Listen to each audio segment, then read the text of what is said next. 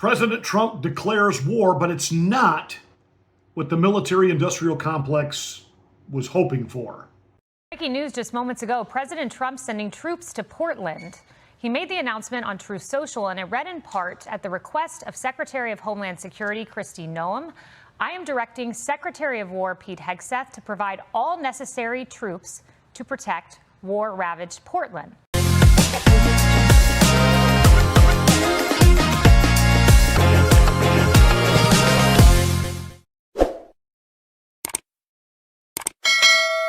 Hey, I'm Pastor Marty. Welcome to the Afternoon Drive. Make sure that you are subscribed to the channel, and once you are, smack the bell, click the word all. That will give you notification of my rants, my ravings, my undeniably flawless reasonings. Please like and share this video. It's the only way that we get the word out that we're here. Thank you so much for watching. Thank you for being a part of the Afternoon Drive.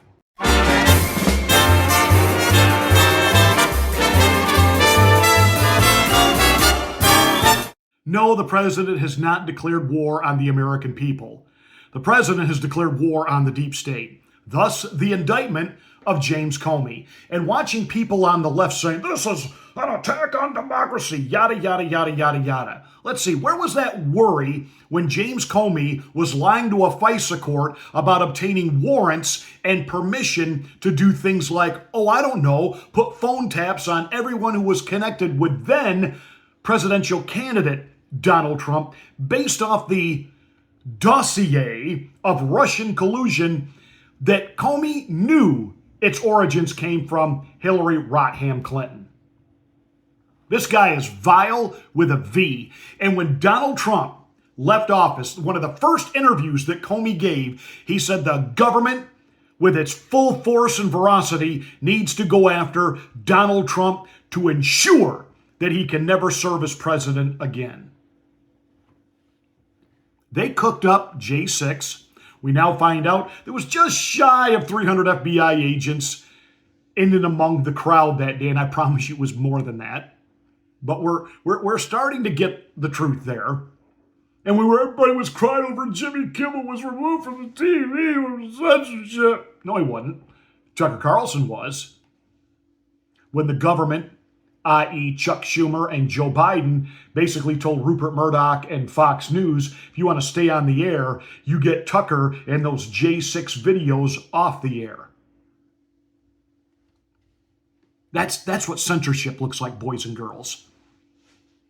Jimmy Kimmel getting a slap on the wrist, well, it wasn't censorship. And even if ABC hadn't let him back on, but, Disney's a wimp company, even if they hadn't let him back on, he could always go to social media, Jimmy Kimmel could. He could always start and do his own thing, his own gig. So he wasn't being censored. He wasn't being arrested. He wasn't being silenced. They did censor Tucker. They tried to silence him, and they tried to use the leverage of money to make sure he couldn't launch his own podcast. And he basically told them what they could do, and he launched it anyway, and he's the biggest thing online. By the way, did you see that Megyn Kelly and Erica Kirk hosted the Charlie Kirk Show and got over 1 billion, that's billion with a B, billion eyeballs? Maybe ABC, if they'd like to improve their lousy ratings, maybe they could get rid of those hags that currently host The View, put Megyn and Erica on there, and watch the show grow. Just a thought. No, but the president has declared war on the deep state. He's had enough of this, and he's making good on his campaign promises, and every time he gets some momentum, in steps another federal judge trying to tell him he can't do this and he can't do that. And now there has been just open hostilities that have broken out against ICE. And as we've just buried Charlie Kirk a week ago, and they're still trying to hold to this narrative that the violence really comes from the right, not the left. Oh, really? Do you condemn the attacks on ICE agents? What attacks on ICE agents? This morning, an urgent investigation underway after a shooter opens fire at an ICE facility in Dallas, Texas, in what authorities are calling an act of targeted violence against the agency, killing one detainee and critically injuring 2 others before taking his own life. So someone shoots at an ICE detention facility. Person's dead, not an ICE officer. We know this is a individual with a leftist bend in their politics, just like the shooter of the Catholic school, just like the last 3 school shooters. And I have had it with this so-called narrative that the statistics show that most of this crime and these attacks are from the right on the left. I want to know where those stats come from. I want to know who gathered that information. And I want to know, I just had this funny idea that they're including in that anytime a police officer draws a weapon and takes down a criminal, I wonder if it's because, all cops are obviously racist, bigoted, and white supremacist, even if they happen to have black skin. They're all from the right and corrupt. I'm wondering if every time a police officer discharges a weapon, they put that in their little stat boxes. Hey, see, the violence is coming from the right. It's coming from the right. I want somebody to look into that. I want to know the answer to that one. I am tired of apologizing and explaining the violence is not coming from the right. It is coming from the left. Every time they perceive there to be some injustice, usually against a criminal, they gather in the streets, they throw bricks, they smash things, they set fire to things, and they loot and they steal. Charlie Kirk was assassinated, and we gathered for prayer vigils and set up memorials. And these maniacs showed up and destroyed them, and are crying on Twitter, and are crying on X, and they're crying on TikTok. I got outed and lost my job for this. This is censorship. It's not censorship. It's called consequence. Again, say whatever you want, but there's consequences that come with it. So they're attacking ICE, and the president said, okay, I'm just going to have to assume you're a terrorist doing this, and we're going to treat you as such. Bum, ba-dum, bum. Oh, let's do this right.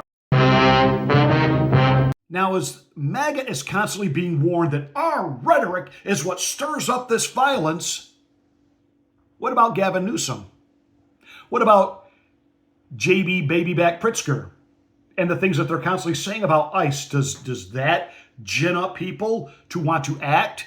When Democrats like Chuck E. Cheese Schumer are constantly talking about, we've got to take this fight to the streets. Aren't they ginning this up? Well, Gavin Newsom, just 10 hours before the deadly attack on the ICE facility, made an appearance on Stephen Colbert. Over the weekend, you signed a new California law that bans ICE from concealing their identities, which is a great idea. And I'm just curious. I mean, there's all these reasons why you would want to do it for the population that is actually being policed by them. But what I don't understand, whenever I hear that they want to hide their identities, is why don't any public safety officer understand that they are safer by identifying themselves? What you just said is one of the most insanely idiotic things I have ever heard. Everyone in this room is now dumber for having listened to it. And may God have mercy on your soul. Imagine the governor of California, who is known for having the most stringent, off the rails, off the charts, no science to back it up, COVID policies during the pandemic, wanted infants masked, now wants to unmask ICE agents. And this twit, Stephen Colbert, I don't understand why they wouldn't want to be mad. Why don't they want people to see their faces? Gee, because they're being shot at? Gee, because they're being doxxed and outed, and crazy loons are showing up at their homes where their wife and their children live? Did that cross your mind, Stevie? Of course not. You're just a good stooge who knows how to repeat the liberal talking points. And then Gavin Newsom had this to say. Masked men jumping out of unmarked cars, people disappearing, no due process, no oversight, zero accountability happening in the United States of America today. People ask, well, is authoritarianism, you're being hyperbolic? Bull, we're being hyperbolic. If you're a black and brown community, it's here in this country. And so I'm deeply proud that I had the privilege of signing the nation's first bill. to address the issue of masking, also to require you have simple identification. Lie, lie, lie, lie, fear-mongering lie. He is such a fraud. It's so perfect that he is from Hollywood because he is just a fake caricature of a human being, actually. He's as hollow as a Mr. Potato Head. Open his hiney, it's just empty plastic. Where he keeps his, his extra hair and his extra eyes, and I gotta have my angry eyes now. I'm going on Stephen Colbert. I need to look tough. We're not snatching Americans up off the streets. We're snatching up criminals and illegals who aren't supposed to be here. Lie, lie, lie. Fearmonger, fearmonger, and it's a dog whistle to the crazies to go out and pick up arms and do something about it. Shoot the people on the right that are responsible for this. You know who's not having any more of it either? Tim Pool. I've never received more death threats. I've also got very serious security where we do our show. The threat level was so great. My team instructed me not to travel. I was unable to go to the memorial for Charlie Kirk. But, Jesse, earlier just now you were mentioning the attacks that we've seen throughout the past weeks and months, but I want to make sure this is clear as it pertains to Jimmy Kimmel. The initial reporting was that advertisers and affiliates were upset. Sinclair said they wanted to bring the temperature down. None of that has changed. Sinclair and Nexstar are still saying they will preempt his show. As far as we know, advertisers are still upset. So what made the difference that brought his show back? Well, this is a little bit of speculation, but there was a terror attack on an ABC affiliate in Sacramento by what is reported to be a Democrat who opened fire on the building. And it's been reported by the New York Post that Sinclair pulled their Charlie Kirk memorial because of terroristic threats against ABC affiliates. So I agree with you. It's open season on people who are standing up, speaking out, or supporting Trump. But the left is also attacking regular people to force their will. And I think it's because they recognized Donald Trump won the popular vote. Normal people have spoken, and they're not tolerating their strange policies that are destroying this country anymore. I'm afraid an ICE agent's going to get shot. I'm afraid they're going to shoot him in cold blood. They're going to put a gun right to his head, and that's what's next. They're not going to just sit on rooftops and fire rifles. I feel like we're going to see blood in the streets if this continues to go the way it's going. Yeah, for sure. I think we have, especially with Charlie Kirk. It was horrifying. And, I want to make a point because, Jesse, I was watching The Five earlier, and we hear this a lot from liberals, that these studies show the right is more responsible. But see, this is a trick. I don't think you and I have any problem condemning some fringe white supremacist that has nothing to do with what we believe or what we support. No one in the mainstream Republican Party is going to defend those guys. But the person who shot Charlie Kirk, his ideology was so in line with the Democratic Party that AOC went on the floor of the House and denounced Charlie Kirk in much the same language. This is what we are seeing from run-of-the-mill moderate Democrats. That's actually what has me more concerned. Yeah, and the leadership says nothing. Hakeem's out to lunch, Pelosi's out to lunch, Schumer doesn't even know what's going on. And that's the real problem, because the crazies have now taken over. Enough, enough. Every time you engage in a conversation with someone and they start this narrative of, well, statistically speaking, most of the violence is coming from the right, you tell them to shut up, they don't know what they're talking about, and push back with the truth.